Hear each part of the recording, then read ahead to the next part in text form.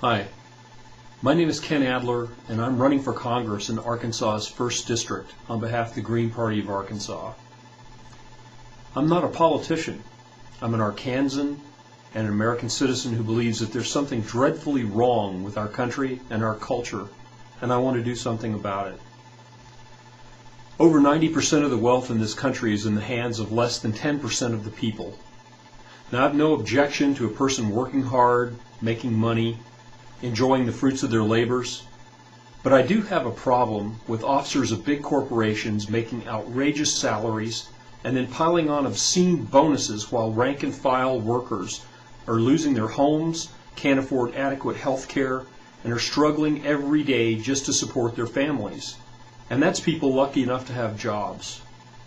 It's especially troubling when our government supports the current culture of greed. Democrats and Republicans toe the party line, and they answer to big business before they respond to the needs of their constituents. The record speaks for itself. The rich get richer, and the poor remain poor. Record profits are never enough, and it has to be more every year. Meanwhile, Congress has never hesitated to give itself a raise, and yet repeatedly fails to increase the minimum wage until public outcry demands it. How many in Congress go without some form of health insurance?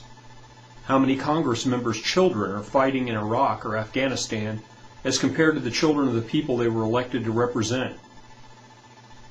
The recent government bailouts of the financial and auto industries took the money of American taxpayers and gave it right back to the people who screwed everything up in the first place. Why? Congress is supposed to represent the interests of the people, not the other way around. Every day America is becoming a more clearly defined econocracy. The wealthy call the shots, and they're seemingly completely oblivious to the reality faced by the majority of Americans. I remember a few years ago seeing a news report on the collapse of Enron and hearing Kenneth Lay's wife crying because they'd lost everything. All they had left was one measly $8 million house. It didn't seem to occur to her that there are still people in America, and right here in District 1 of Arkansas, that live in primitive conditions like tar paper shacks without the benefit of heat in the winter or cooling in the summer.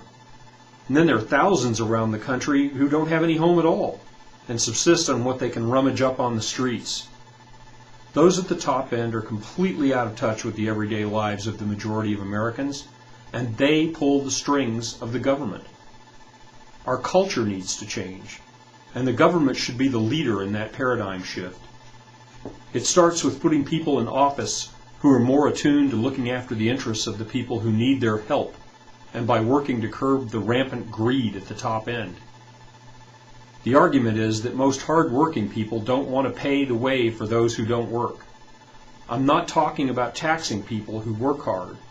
I'm talking about changing the way people think and putting a lid on the income of people who already have more than they could use in 10 lifetimes but still can't get enough.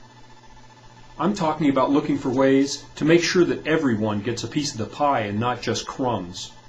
I'm not talking about government controlling business, but stopping business from controlling government.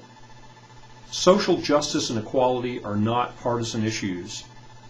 They're what our government is supposed to guarantee according to the Constitution. That's not how Congress behaves now, and only we can change it. In order to effect that change, we need people in Congress who think differently and are not bound by outdated partisan politics or connections to big business. I'm not going to spend $1 million trying to get elected and then owe allegiance to big companies or political interests who put me there.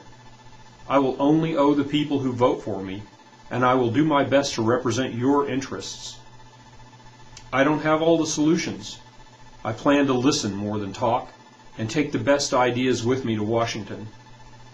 I'm also for universal health care, a withdrawal of our forces from Iraq and Afghanistan, an end to an imperialist agenda disguised as policing the world, and more personal and national responsibility for stewardship of our environment.